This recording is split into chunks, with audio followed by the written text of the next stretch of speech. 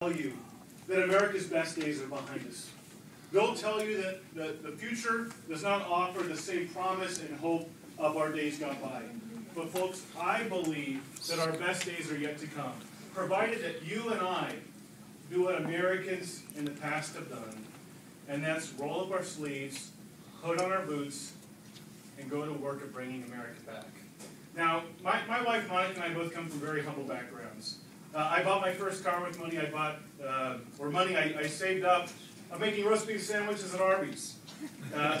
When I went to college, I went to work at FedEx. And years later, after I moved to California, my boss actually said to me, you know, Clark, one of the things I liked about you when looking at your resume was that you worked at FedEx. He said, I figured if you worked at FedEx, you must be a hard worker.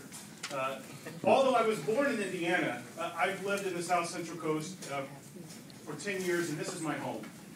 I met my wife Monica right here in Santa Barbara. Monica was born at Cottage Hospital. Both of her kids were born at Cottage Hospital. And in fact, Monica's parents live just about a mile from here, right across from Lake Los Caneros, just off Calle Real. So this is our home. Now, I've got to say that 2 years ago, after I started my own business, I began to get extremely frustrated, as I'm sure many of you did too. I saw our country moving down a dangerous road. I saw our country being destroyed by bad ideas promoted by reckless politicians who are totally out of touch with reality. Am I fired up? You bet I am. And I would tell you that these issues are so important that we ought to get worked up over them. I'm 30 years old, but I'm not going to sit idly by and watch my country destroyed. I'm running for Congress because the future of this country is my future. I'm running for Congress because the future of this country is my kids' future.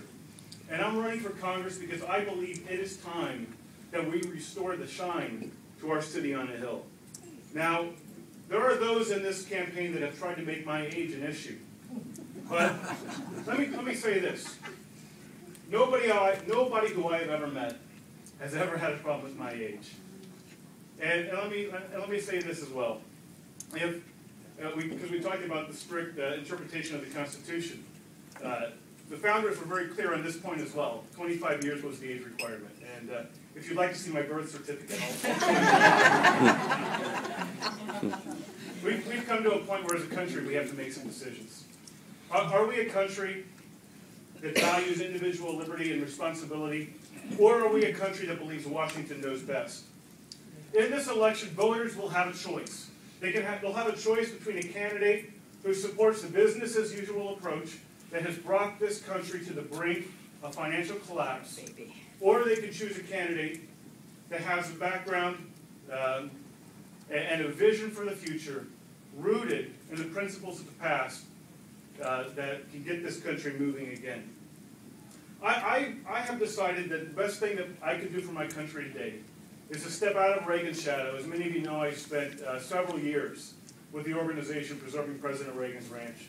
I have decided that it's time for me to step out of Reagan's shadow and into Congress to fight to bring America back. Now, our country is largely out of balance today, and it's largely out of balance because both parties, Democrats and Republicans, bought into this Washington knows best philosophy.